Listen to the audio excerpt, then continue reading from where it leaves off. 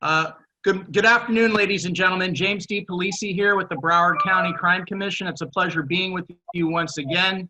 We have our upcoming webinar taking place on September 10th, Verbal De-Escalation Techniques to Diffuse Conflicts. And one of our keynote speakers in that presentation will be Mr. Gabe Simpson, who is the Research and Training Specialist and statewide Field Training Officer Coordinator for the Bureau of Professional Development and Training with the state of Florida with the Department of Corrections.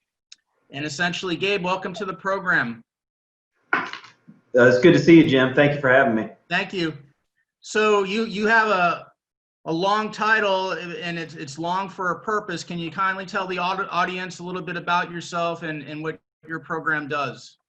Absolutely. So I rose through the ranks in corrections starting in 2005 through 2018 through the rank of captain. And in 2018, I was very fortunate to find myself in the Bureau of Professional Development and Training, which is a non-uniform position. And specifically, I facilitate and coordinate field training officer programs. So that's on-the-job training for correctional officers that work inside of our facilities. But as a research and training specialist, I get to focus on instructor development for anything for high liabilities topics all the way to communication topics. And that's actually something I specialize in is crisis intervention and the de-escalation techniques that we've been talking about. That's great. We're very excited about having your presentation. You participated on a panel on our July 30th forum, and it's very, what you do in corrections and what corrections seems to do so well is I felt it really sort of had to be brought to the forefront. I know you all know what you do well, but when I've sat down with police departments, police officers, police chiefs, they've all said that their colleagues and some of their best road patrol people are the road patrol representatives that come out of corrections. And I guess that's because when you're analyzing what police work does and what corrections work does, obviously you all have the ability to establish a day-to-day rapport with the inmates. However, you're not able to carry a firearm, you're not able to carry a baton, so you have to rely heavily on verbal judo and verbal de-escalation. How critical is that, number one? And number two, can that flow over to other industries such as the medical industry and law enforcement, in your opinion? Oh, absolutely. So de-escalation and communication skills for a correctional officer is the first and most important tool that we use every day in our day-to-day operations. Think of a prison as a city, but it's very small and concentrated into a geographically small area.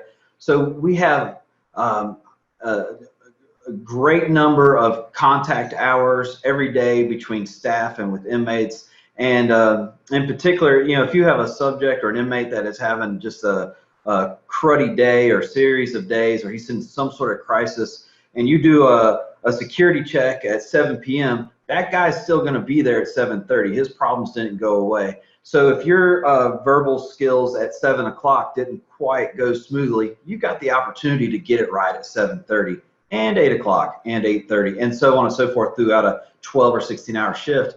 You have a lot of repetitions. You have a lot of opportunities to focus and hone those skills.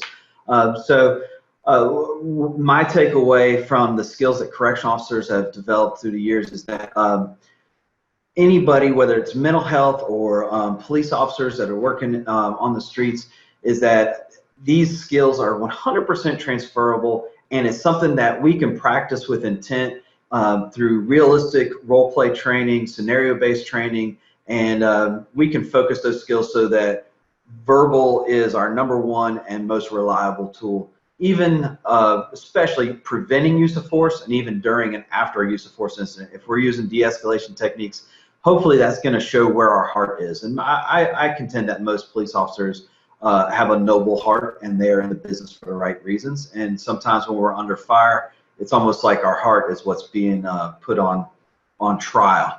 But those verbal de-escalation techniques gets to demonstrate where our heart is, and it really is with the people. And in corrections, our heart is to maintain a safe a prison that's operating smoothly, and you're not going to do that if you're constantly throwing gasoline on a fire. So you got to have a good talk game, but you got to mean it too. So I know that was kind of a lot in a little short moment. That's exactly what we're looking to hear, because we're hoping, and I'm sure it will come to fruition, that what's rendered on September 10th will garner some significant fruits of labor, so to speak, for all the people viewing, which includes behavioral health, law enforcement, academia. I really look forward to your presentation a week from this Thursday, September 10th, everyone. Be sure to log into the Zoom webinar entitled Verbal De-Escalation Techniques to Diffuse Conflicts. It will be on Thursday, September 10th. We're joined by Mr. Gabe Simpson from the Department of Corrections, which will be making a keynote presentation. Go to www.browardcrime.org. Gabe, any closing thoughts before we let you get going? I'm going to challenge everybody that listens to put their active listening ears on and look at training in a new way, and hopefully give you some new stuff to work with in your day-to-day operations and in your training routines. That's fantastic. Once again, we've been joined by Mr. Gabe Simpson from the Department of Corrections, who will be doing a keynote presentation for our Verbal De-Escalation Part 2 webinar on September 10th. Go to www.browardcrime.org. Thank you, Gabe. Look forward to seeing you on 9/10. Thank you, Jim. It was good talking to you. I look forward to it. Thank you.